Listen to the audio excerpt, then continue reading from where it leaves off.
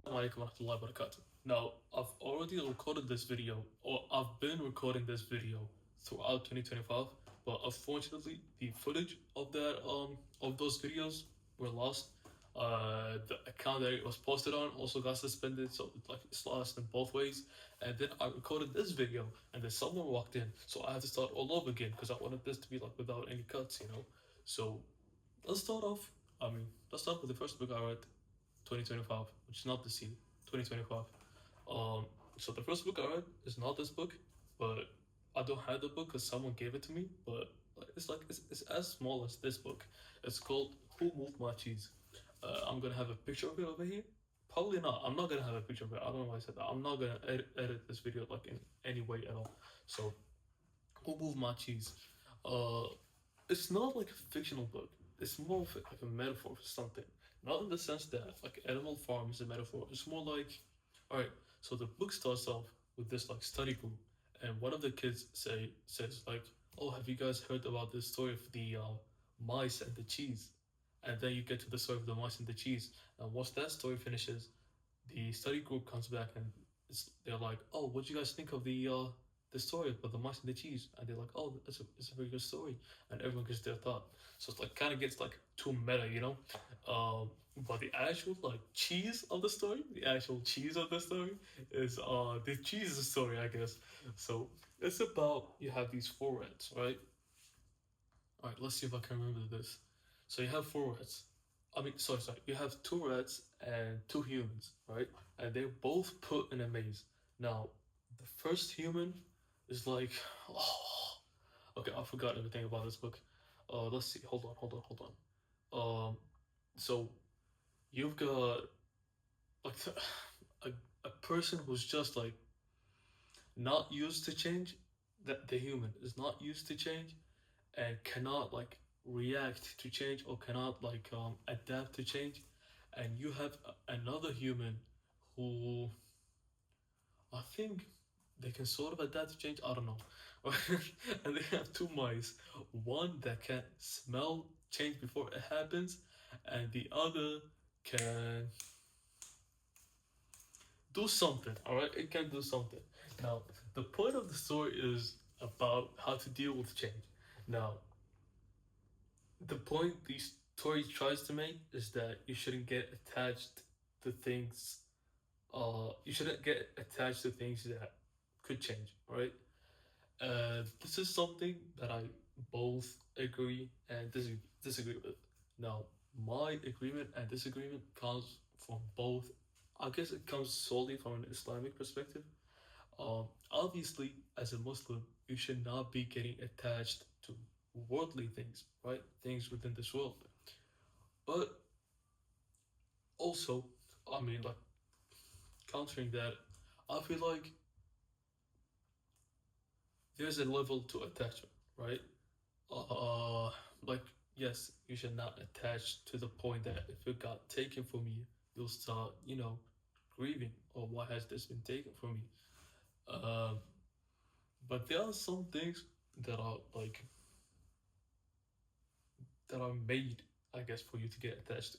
Like the first thing that comes to mind, or perhaps the only thing that comes to mind. Okay, let's say the first thing, not the only thing, because that's gonna start like some sort of debate.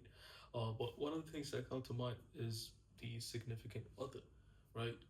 I feel like it's only part of human nature to be attached to that person, and if that person were to like, not necessarily die, I would say, but I suppose leave, then there would be some sort of like remorse, I guess.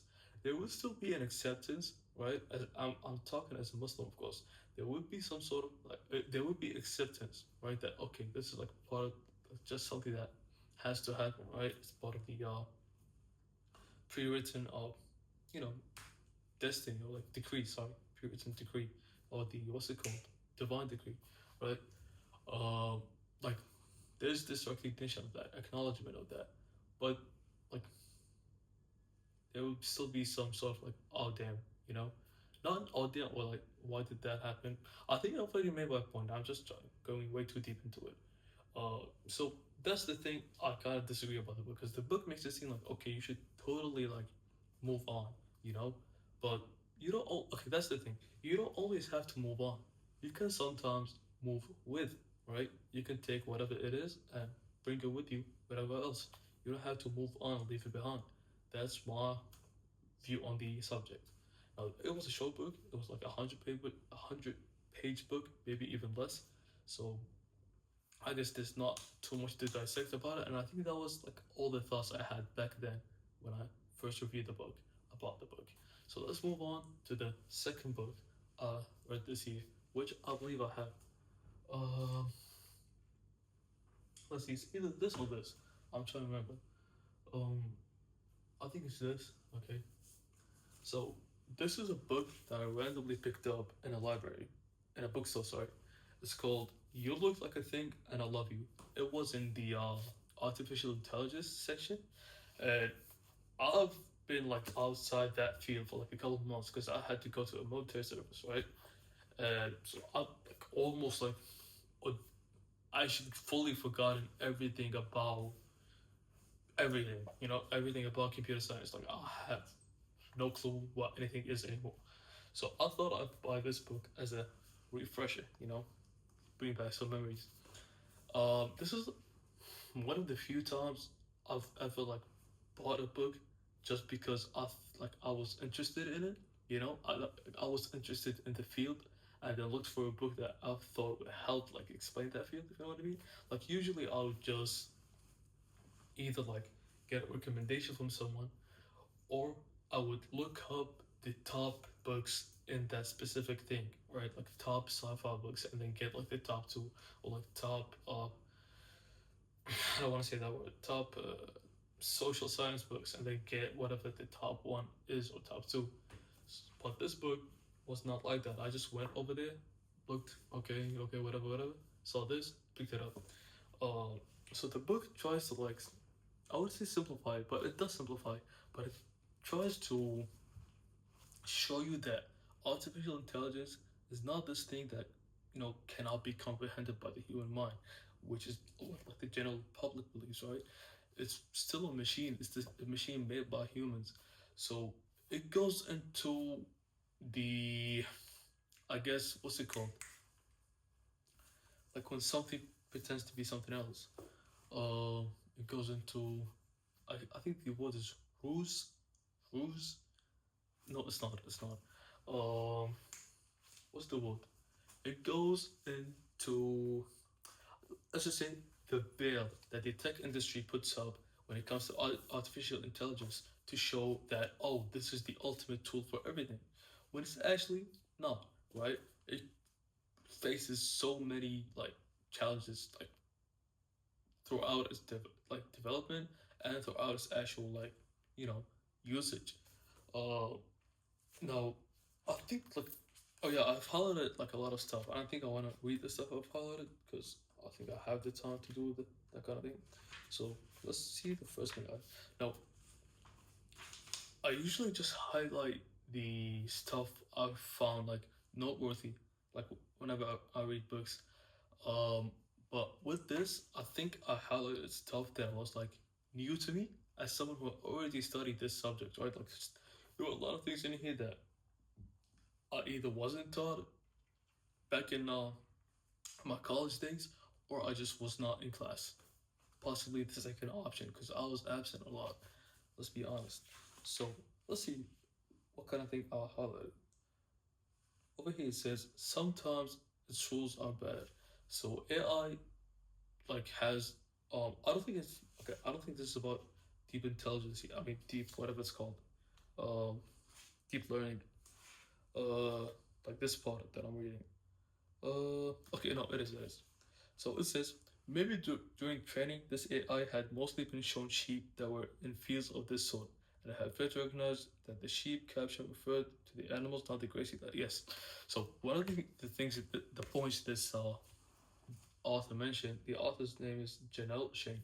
One of the points this author mentions is that AI is heavily dependent on data sets, right? And data sets are made by humans. So whatever like biases or whatever mistakes go into that data set, that AI will make the same sort of like mistakes, you know? Like one of the examples she brings up here is that imagine you have a data set of sheep, right? Sheep in like let's say Scandinavia or something. Now, when you give that AI a new photo to classify, to ask it, is this a sheep or is it not? It might classify a cow as a sheep just because it's in a grassy, grassy like environment. Because it thought that that's what defines a sheep because of the data set that's in Scandinavia where it's just like all greenery, you know? It thought that that's what sheep is because AI does not know. It only knows what you give it and tries to like uh pick up whatever like patterns is in that thing you gave it. Uh, One of the other important thing that this author mentioned, and I don't know if it's like right here or somewhere else. Uh, yes. So it says the question they're answering, meaning the AI, is not what is the best solution, but rather what would the humans have done. See, it's very dependent on humans. It's not independent, right? Um, and another like the author references a study. Someone mentioned me on something. The author references a study, uh, where it's like I think they use an AI to decide like what prisoners deserved parole and what prisoners didn't. And the way it decided that is that they gave it a data set of previous like people who have used parole, who have been given parole, right? But as you know, now this is based on the USA, so what I'm gonna say now is USA based. They say racial prejudice when it came to, or there was, or there still is, racial prejudice when it comes to who gets parole and who doesn't. Now that racial prejudice, be it whether it's with like systematic or just the person like that's actually making the data set, and it's usually systematic, right? It's not, I wouldn't say it's always intentional. It usually just goes by unnoticed on like a person who's not too knowledgeable in this like whatever subject they're dealing with. So the prejudices, is this the plural form of prejudice? Prejudices or is it prejudice? Prejudice. Anyway, the prejudice that's shown in the prejudice that's present in what's the word? In the USA, like jurisprudence, is that the word? In the USA not law, USA courts, I guess. USA courts as well.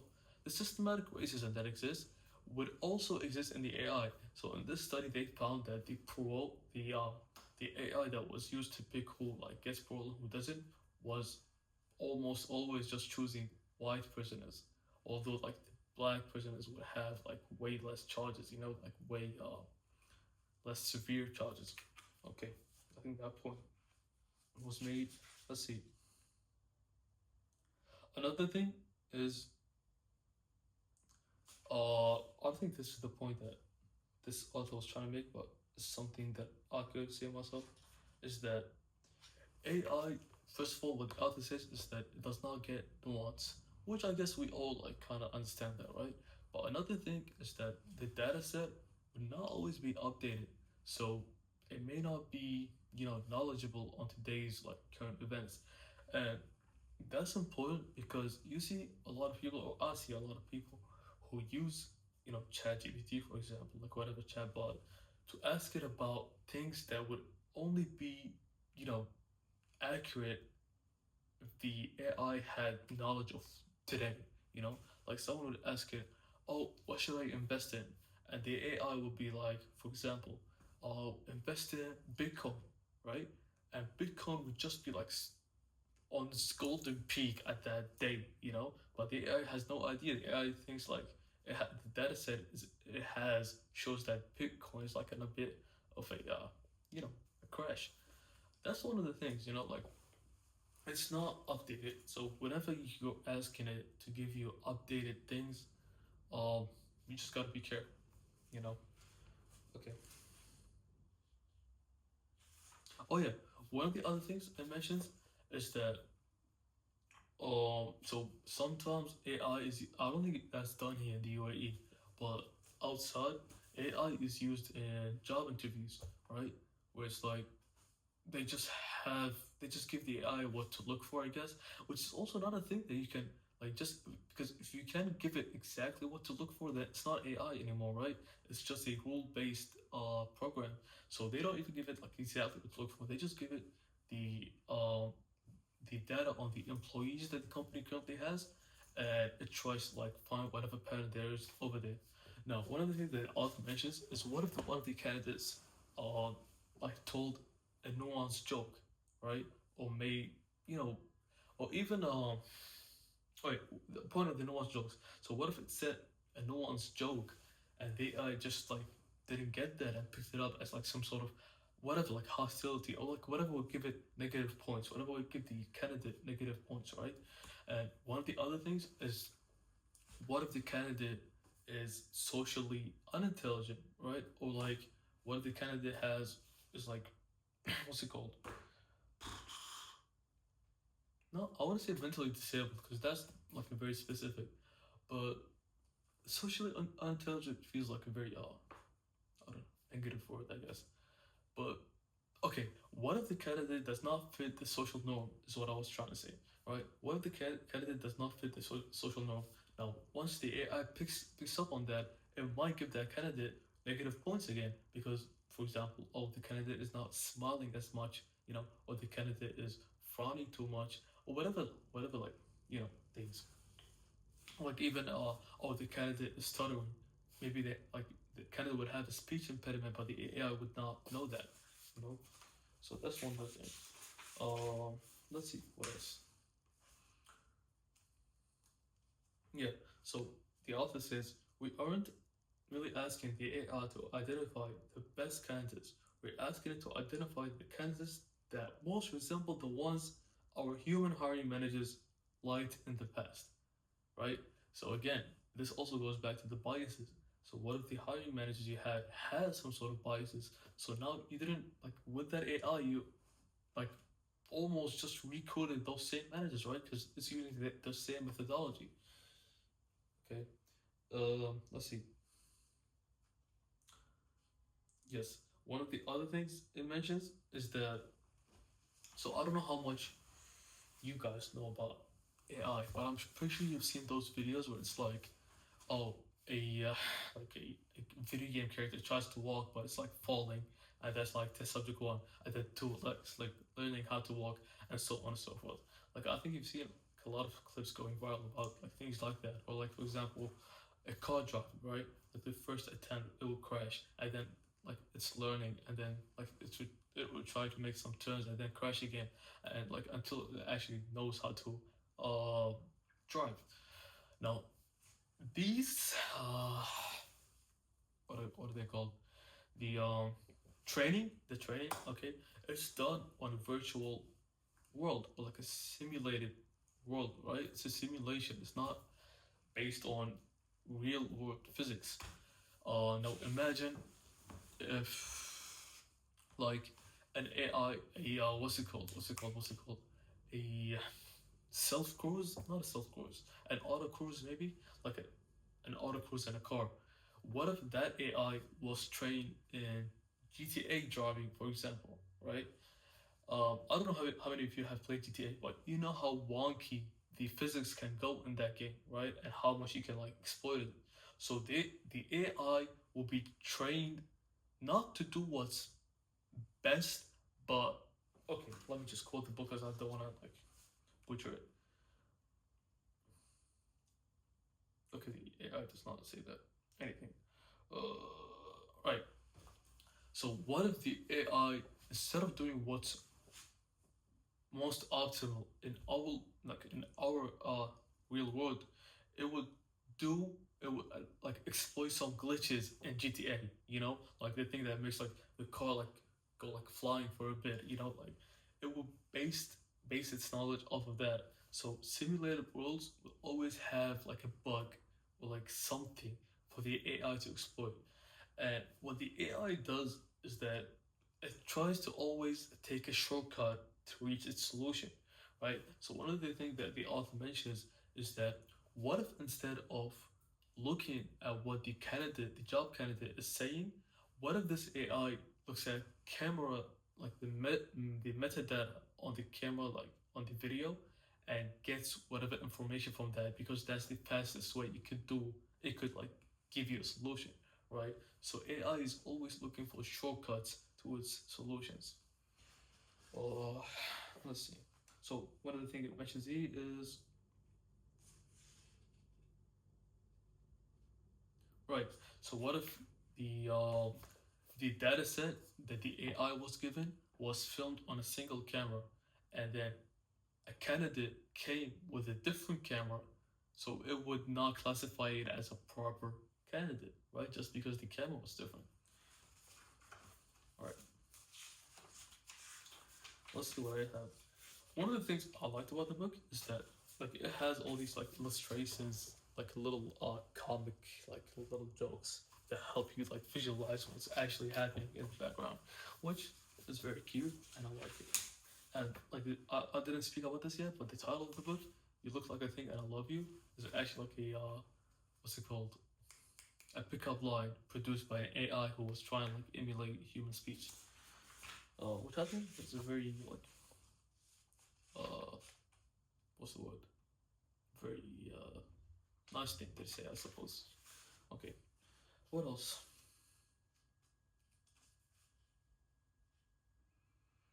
Mm, right.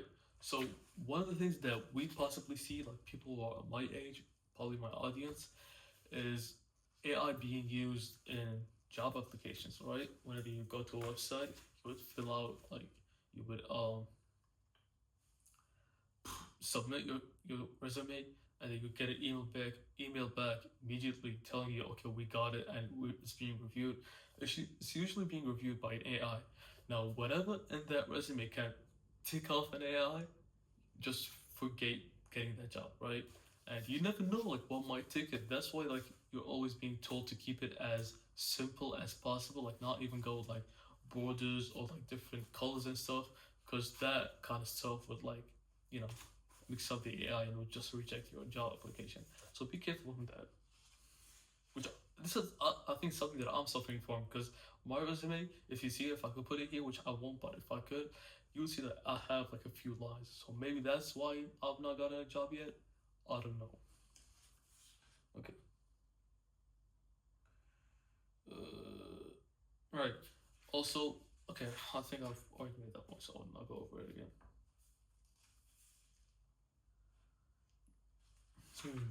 Let's see.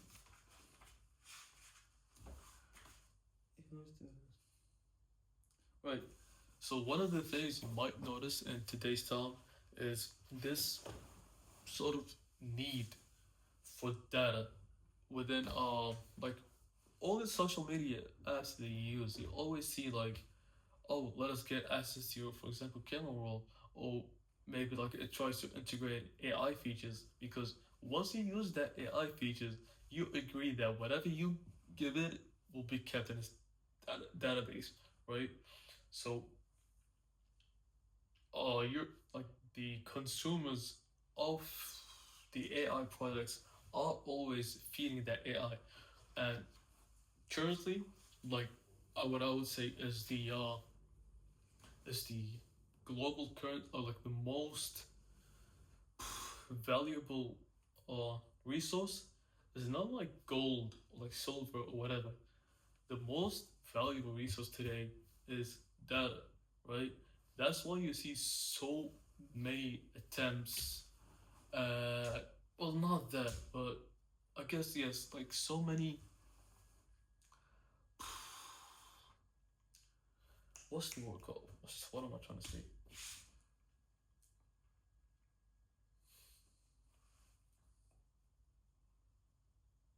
I don't know, like I don't know what specifically I'm trying to say, but you see this huge like fight over your personal data, right?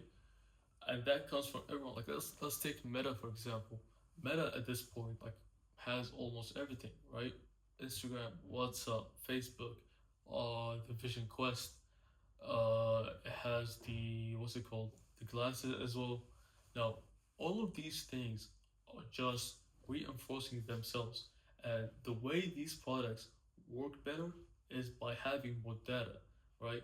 That's why you always see companies being sued for selling people's data, right? Like major companies. I'm not talking about like low companies. No, I'm talking about major companies that are being sued for these things, for leaking their customers' data, because giving out those data, selling those data, is like is that valuable, right? Like having those like people's data is what everyone needs to like improve their products. Um, think about the algorithm used on TikTok, right? You've probably noticed that a lot of the times, like whatever you're talking about just shows up on your For You page. Now, I wouldn't say that TikTok is like listening to you through the microphone, which is something that WhatsApp does, by the way. I don't think they still do it, but it's something that they used to do, which is listen to your microphone. But what TikTok does is that it analyzes your every single move, right? And let's go to another example, which is a better example, Google. Now, Google has YouTube, it has the Google search engine, it has Gmail, it has what else? Whatever else, right? Um, so just by you, for example, using the Google search engine, that will feed into the YouTube algorithm to give you stuff that's more like, you know, tailor fitted for you, so that you can go back, so you can like depend on YouTube. Uh, so I guess the biggest point here is that the products you're consuming are becoming highly tailored for you specifically, because your data, your exact data, is available for them. Okay, I think the point has been made. Let's move on to the second point. The thing I mentioned about the GTA, that example I gave, that's the thing that actually happened where I think it was a Tesla that crashed because like the AI tried to like try out one of the explosive fun in the simulation and learn. I'll try to see what the story is exactly. Right. One of the other things is that AI cannot remember stuff. Right. It has like certain capacity. I don't know if you guys have seen that Minecraft AI video. It's a Minecraft that's running on AI. The way like the world in that game would constantly change, like every few seconds it would change. That's because AI cannot remember stuff, right? It has a certain like memory. There's like a lot of tricks to overcome that, but they're just they're not actually giving it more memory space. They're just like doing a lot of computer science things. Um, One of the things you might have noticed is that Sora AI that went viral recently, those videos are like just what, 5 seconds, 4 seconds, and if they're longer than that, it would be like a clip of like it would be a match of multiple videos in one, right? That's because the AI cannot go more than those few seconds without losing its original context. Now keep that in mind for every single AI usage. So for example, if I'm using a self-driving car, right? If I want to develop a self-driving car, I have to constantly give it new information like non-stop, because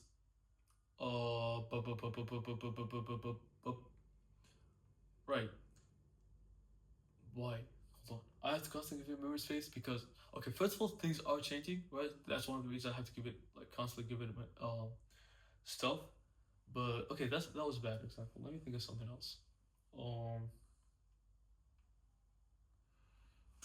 let's just use the book because I don't, like I told you, like my knowledge in AI is just gone. Uh, right. One of the things is chess, for example, right? If an AI is playing right, chess is it a good example? I don't know. I don't think chess is a good example. Let's see.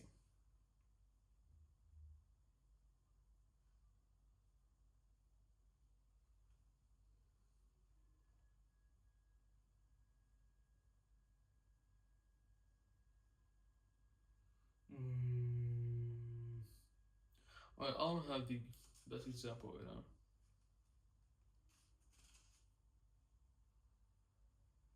One of the examples this book gives, which I don't think will be too, you know, too clear, is that there's this game called Karate Kid, where you have like a certain amount of times you can use certain moves.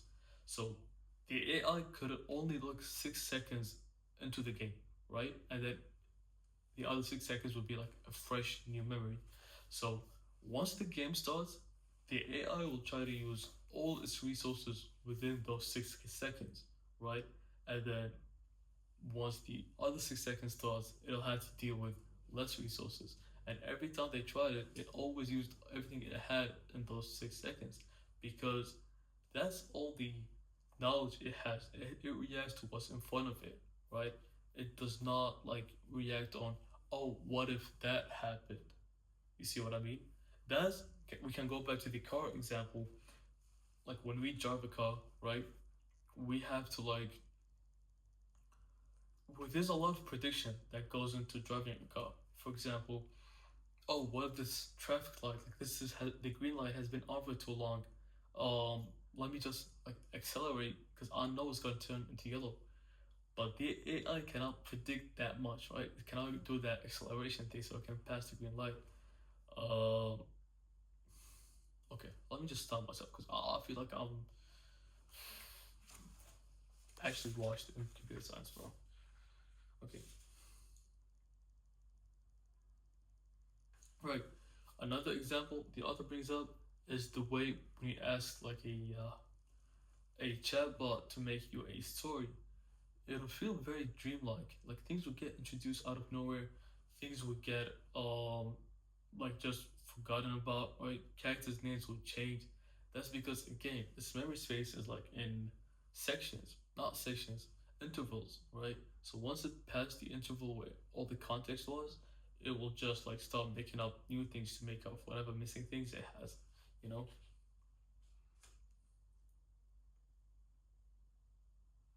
Okay. Let's see. Let's see. Let's see. Let's see. Now, while I look for other stuff, I'll finish this book, as I said, during my military service, and I would not have finished it had not two things happened. One being the consequence of the first. My phone got taken away, which I had with me during my military service, which I should not have. It got taken away, right? They found it and they took it away. And because they found it, I had to stay for the weekend. Like I did not go back home. So I did not have a phone and I had nothing to do like for 3 days, like nothing at all from sunset to sunrise or sunrise to sunset, from sunset to sunset even, like nothing to do at all. So I was forced to read a book. Okay.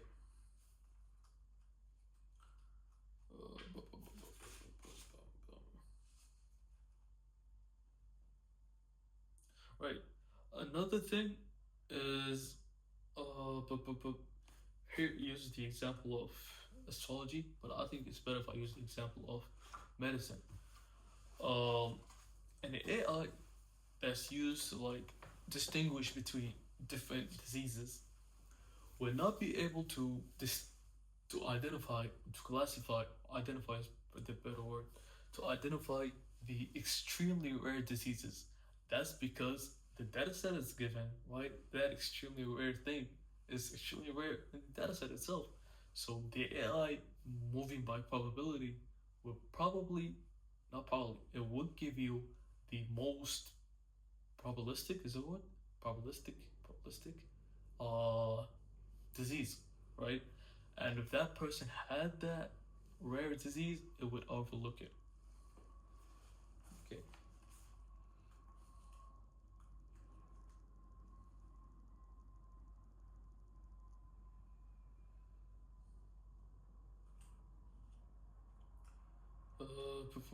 So the book is not only like okay, this is something that I'm doing, but the book is not just doing that, which is just like show you the negative side of AI. The book actually like tells you some of the benefits, like some of the good stuff. You know, like in what ways it benefits, like normal human, day to day life. But I'm just pointing out these things because I feel like people don't know much about these things. But the book is very good at explaining AI. Like it goes deep into AI while keeping it simple, which is very good and very fun because of all the illustrations and stuff. So I highly recommend this book. Now, the only problem I had with this book is that it does not talk about the environmental issues of AI, which I feel like is done on purpose. Because how do you talk about this subject and not talk about the biggest problem that people are talking about today? And I think the other thing the book also does not talk about is like AI being used in movies and stuff. Not movies, okay, I don't care about movies. Okay, I don't even care about plagiarism, maybe? Maybe it does mention that, I don't know. But the environmental thing is like the biggest issue that people are always talking about when it comes to AI. So it's weird that the book does not mention this at all, like not even bring it up once. What's going on? Some sort of lobbying? Are you hiding stuff? We don't know. So for that reason, the book gets a half star, you know, deducted, but it's a very good book. So 4.5. Whoa. Okay. Now let's go on to the third book I read this year, which is a fictional book. It's called "Do Androids Dream of Electric Sheep?" This book, if you don't know, is what Blade Runner the movie is based on, right? It's not like one to one, but it's heavily based on it. No, I myself did not really enjoy the Blade Runner movie, not even the second one, the 2046 one. Yes, not even that one too much. But I do see what's fun about it, what's good about it, right? First of all, the movie. I'm talking about the movie now. The movie looks incredible for its time. Second of all, there's a good philosophy happening in the book, in the movie. Sorry. Now, the reason I prefer the book over the movies is because the book can show you the inner struggle of the character, right? In the movie, you get the not the, I would say the physical, but the general struggle of these characters. Like you're just looking at them from the outside, right? But in this book, I mean, that's not the case in 2046, Blade Runner 2046, because I think you can kind of understand the feelings of the main character there, uh, but not as much. Not as much as this book, because this book, like, it changes in like fourth wall break kind of way, right? It's like there are some things that happen where it's like, um, it's just like a full narration kind of thing, like where you think something happened, but it was just like the character, you know, innerly like malfunctioning, which is so good. Like one of the things that happened is that they were, I think, like going to what was it? Like something about the police station, and the character thought that like he killed himself or he killed someone, and then turns out that he was just like somewhere else the whole time, and he was just like not hallucinating even because you know I don't want to spoil it, but you know it was just malfunctioning. So many good moments in that in this book that make you like really understand what the struggle in Blade Runner was. Um, I don't know what I didn't like about this book. To be honest with you, I know there was something I didn't like, but I don't know what it was. Maybe it was like a bit too stretched out in some places. Um, and the writing is not like that, you know, high level. It's just like basic, you know, stuff. Uh, I think yeah, like I don't have much else to say about this book. It's a good book. I'll recommend it, but yes, I don't know what else to say. Okay, let's move on to the third book I read this year, which is a Islamic book, which is in Arabic. So I don't know how I could talk about this. I think I'll go just over it briefly. What's behind these books? This is kind of what a color zone. Okay, hold on. Come to the step.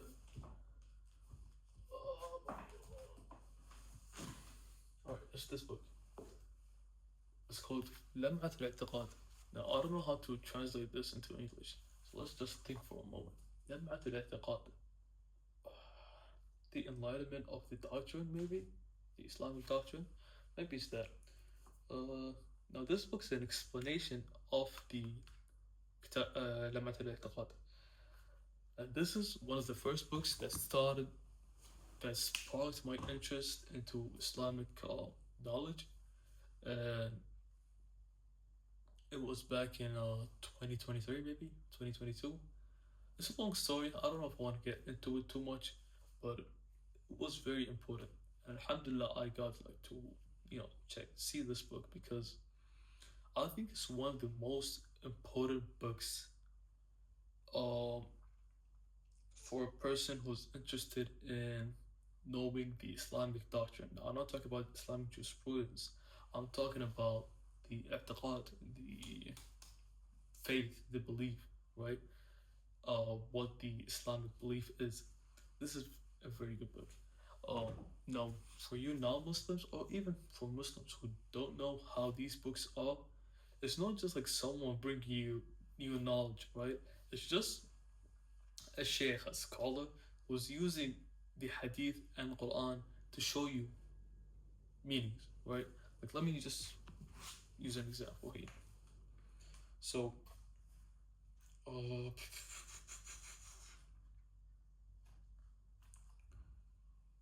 for example,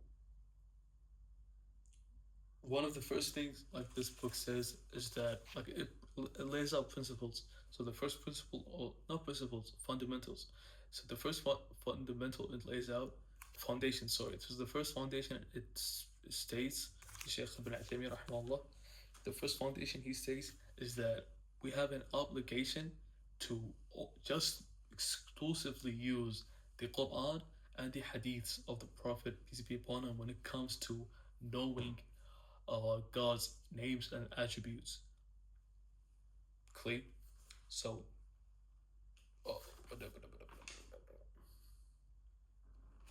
and then like the evidence, the Quranic evidence for that. And this is how it goes, right? It's a very good book. I think I want to switch to Arabic for this, because I think, should I not? Just briefly, هذا من أهم هذا من أفضل الكتب اللي قرأتها في الاعتقاد. يشرح لك الأشياء الأساسية اللي تحتاج كل يعني ما بقول لك حتى المختص في طلب العلم، لا، حتى العوام اللي محتاجين إلى هذا الكتاب، خاصة في زمننا هذا اللي فيه غفلة كبيرة على أمور قد حذر بها النبي عليه الصلاة والسلام بشدة، كما في الشرك الأصغر. والناس قد تقع أيضا، ما بقول بإرادتهم، ممكن بسبب غفلتهم في الشرك الأكبر، هم لا يعلمون ذلك. زين، يعني في سبيل المثال نرى من بعض الناس يعني أنهم يتوسلون إلى الموتى، نعم، هذول الصالحين وإلى آخره، ولا مثلا يأولون أسماء الله سبحانه وتعالى ويقولون الله في كل مكان وما شابه من هذا. فالكتاب هذا أساسي لمحاربة هذه الشبهات اللي قد تقع على أي حد. زين، فأنا أنصح بهذا الكتاب يعني بشكل لا تتصورون كيف. كتاب صغير جدا، يعني الكلام اللي فيه مختصر وبسيط، يعني يفهم سبحان الله العظيم. الشيخ ابن عثيمين رحمه الله اسلوبه في الكلام ينفهم على طول، ما تتعقد ولا تريد تعيد الصفحة ولا أي شيء من هذا. الكتاب مثل ما تشوفون يعني الكلام صغير وبسيط، فأنصحكم في هذا الكتاب. Alright, I'm done talking about this book. Now let me put it back to its place. Let me put back this book and start talking about the second book that I read this year. Now I think I'll finish this book before one of these books that I've mentioned. I don't know like the exact chronology of when I finished these things, but it was Lenin, Vladimir Lenin's Today Imperialism.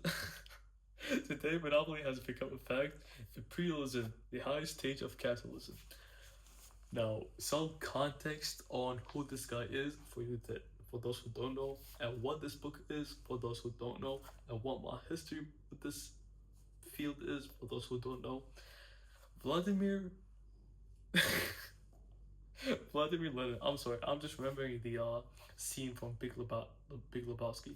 But anyway, Vladimir Lenin is the person who's one of or like the head figure of the Bolsheviks revolution that started the USSR. Right before that, it was the Tsar. Are they called the Tsar? The Tsar in English? I don't know, but it was that regime, and then this revolution happened, headed by Vladimir Lenin, which made USSR. Now Lenin is a studier of Marxism, right? Now I don't think I've finished any Karl Marx books. All right, let me go back a bit more. Uh, let me go back even a bit more. This book is a pamphlet, so it's like a small book that was given to the people so that they increase their knowledge and understand the economic situation and all that kind of stuff, right? It was used to spread knowledge. Now I don't know like how a book like this thick could have been a pamphlet, but it was. Um, right. So my experience with the is it called what they call leftism? I guess like Marxism. Let's just say Marxism because that word is very corny. Marxism. I started this. I started in this field with someone else, and like we would like had like this set of books that we were gonna read, but then we stopped, right? And then like I had a pause. Nah.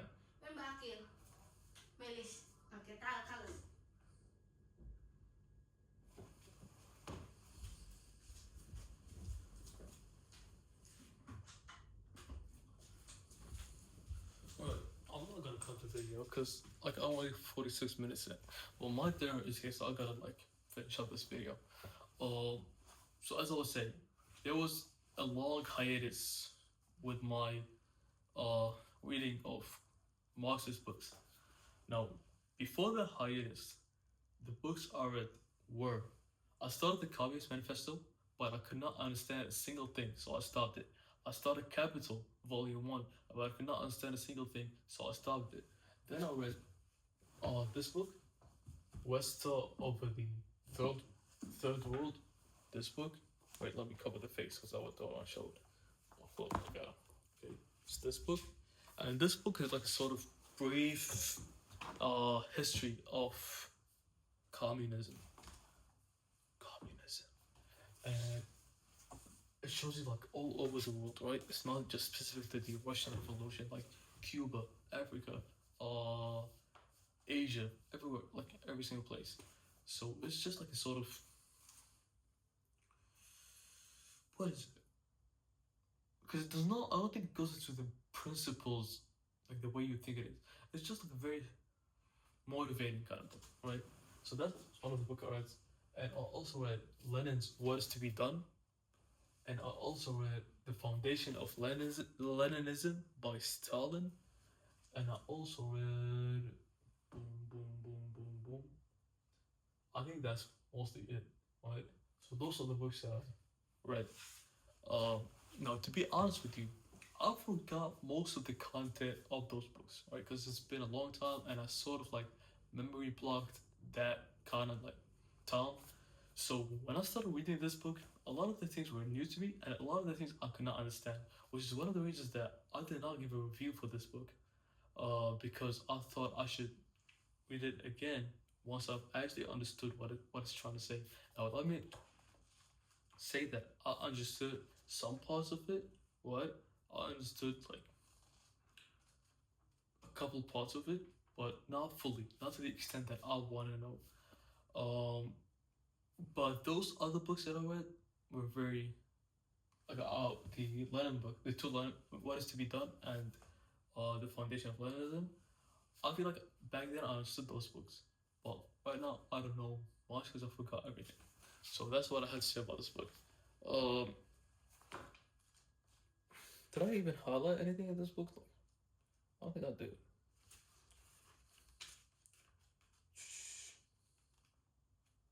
Okay, I don't think I did. Yeah. So one of the reasons I did not get this book too much is because it's using a lot of historical not even historical, but it assumes you know the historical context, which I absolutely do not. So okay. What else did I read this year? I read am I missing stuff? I think I'm missing 2 books. Alright, I don't want to check. I think I read 9 books this year or 8.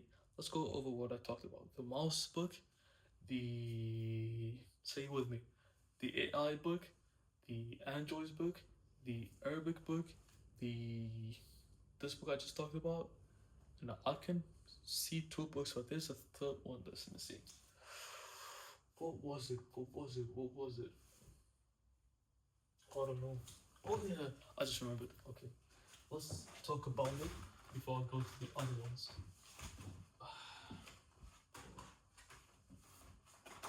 Okay, this is the book which I also read during that time I was, I had to stay the weekend.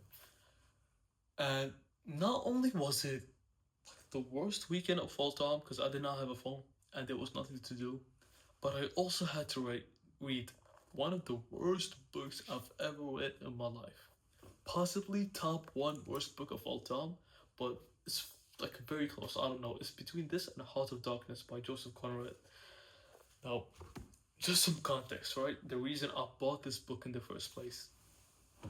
I was on TikTok, right? I was on BookTok back then. This guy made a TikTok that was like, dude, I read so many books, and the one that changed me the most, the one that affected me the most, the one that just like it's pure greatness, it's peak greatness, is this book. I was like, bro, what? There's a book that's that good? Okay, I told my sister to buy it for me. Okay, and then years later, I finally got the chance to read it, and I was so excited, bro. I was so excited to finally read this book. If I could do that to myself, spiritually, of course, I would. Just so, like, in front of the author of this book, just so I can, like, traumatize him. But unfortunately, he's dead.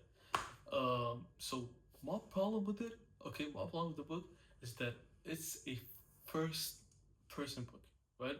It's from first-person perspective of this 15-year-old, and it's the most like corny 15-year-old of all time. Like, imagine the corniest person you know.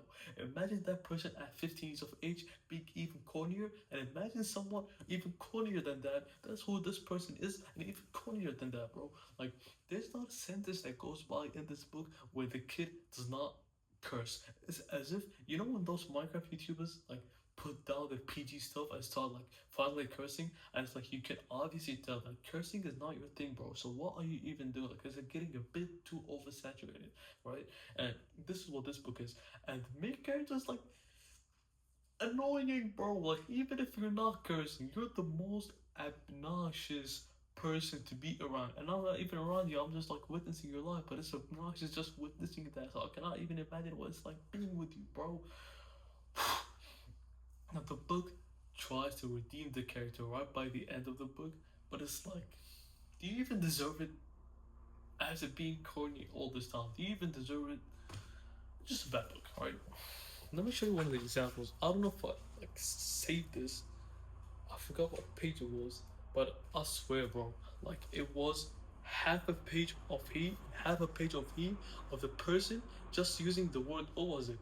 It was like this one word that the kid keeps using over and over and over again. Like, I don't know. It was one of the curse words, but like he would just not stop. He would just not like it gets to a point, bro, and it. I don't know. Like, it tries to frame this is not even worth talking about. Okay. Now, one of the books that is worth talking about. One of the books that is worth talking about is this Women of the Dunes.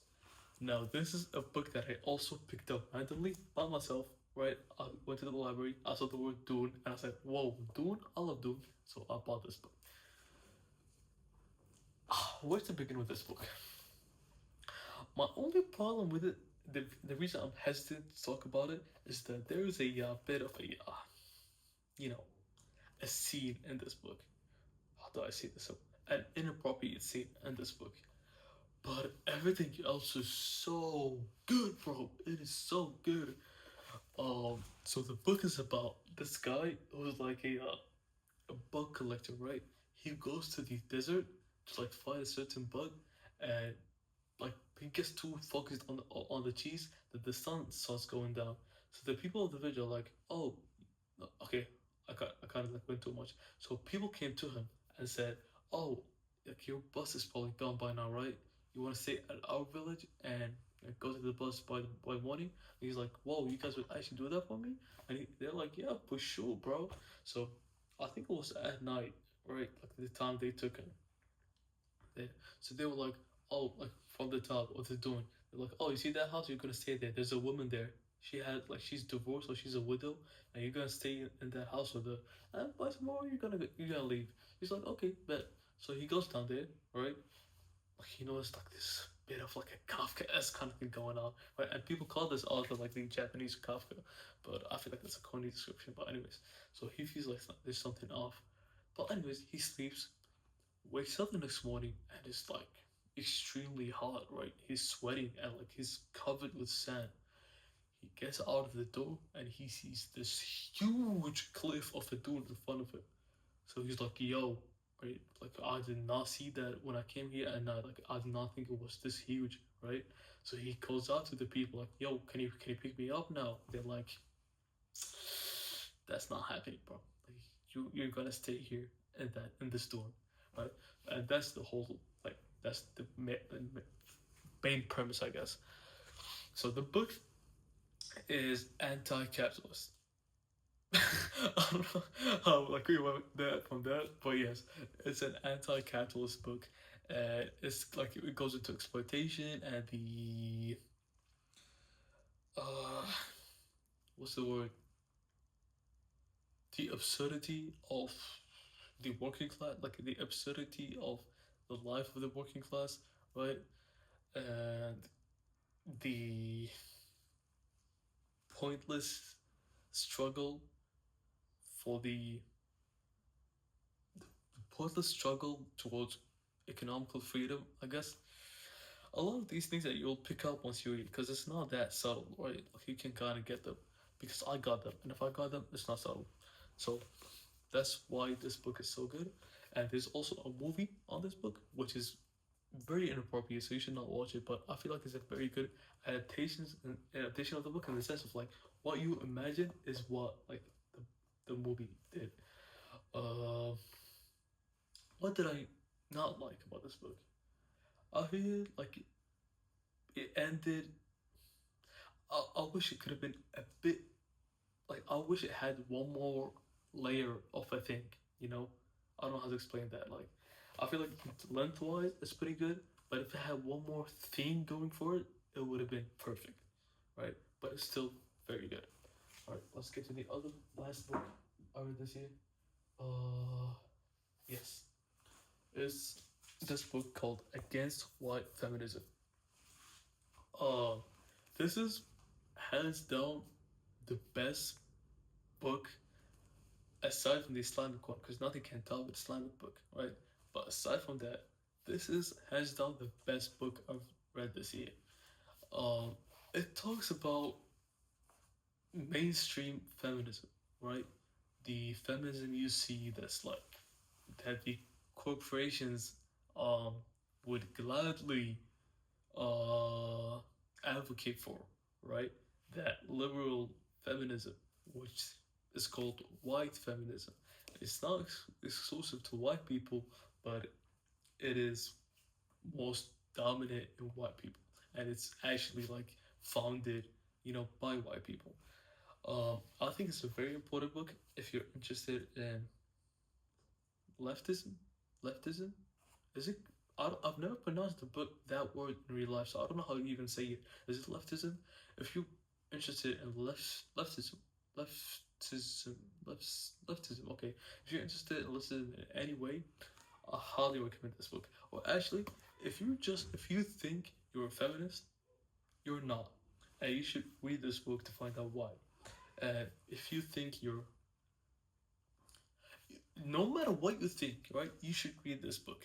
Now, one warning I'll give about this book is that the author is Muslim, but as a Muslim myself, I feel like it gets a bit iffy, right? It gets a bit iffy. So don't take this as, so do not take any Islamic Islamic things from this book. Do not, whatever thing gives you a perception of Islam within this book, don't take it. Okay, I think that's good enough. But everything else is crazy good. It lays out, the thing I like about it the most is that it, because not only does it expose this mainstream of feminism that is not productive at all, but is in fact counterproductive, right? Because it leads a lot of people into it where it's like a comfort movement where you're not doing too much, but you can tell yourself that you did enough. But also, it's not only does it expose that, but it shows you how systemic a movement for feminism should be, right? And could be, which is one of the things. Okay, hold on. Let me just see how I can word this. Right. So you see a lot of online discourse on radical feminism. Now, I myself believe that the online radical feminism is not what radical feminism actually is. So it gets kind of weird when like I try to advocate for radical feminism, because radical feminism is very Islamophobic, like extremely Islamophobic, right? And I believe a lot. Okay, I'm not gonna. Okay, I take back what I said about advocating for radical feminism. I meant advocate for some points within radical feminism, because a lot of the points in there align with Islamic values. A lot of the points in radical feminism align with Islamic values. Not too much though, so calm down. Not too much, right? Because you are doing too much. Sorry, that was a joke. Alright, I take back the joke as well. But anyways, I recommend this book to every single person ever alive. After the Quran, of course. Let's clarify that. After all the actual books that you should be reading, which is Quran, Sahih al-Bukhari, Sahih Muslim, Riyad al-Salihin, Arba'in al-Nawawiyya, Sharh Arba'in al-Nawawiyya, what else? كتاب التوحيد, ثلاثة الأصول والقواعد الأربعة.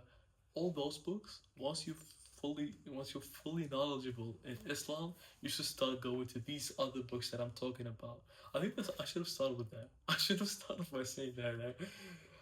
A lot of the books I read, or every single thing I consume, right, it's always from an Islamic perspective. I think I mentioned that in the comic book videos, which, by the way, I don't know if you noticed, but the comic books are gone. Now, I'm hoping with this video on books that they will be the same consequence and just cease to exist. The books, I mean, the fictional books. But we'll see. We don't know where life will take us. I think that's all I have to say about books. That's all the books I've read in 2025. Just 8 books.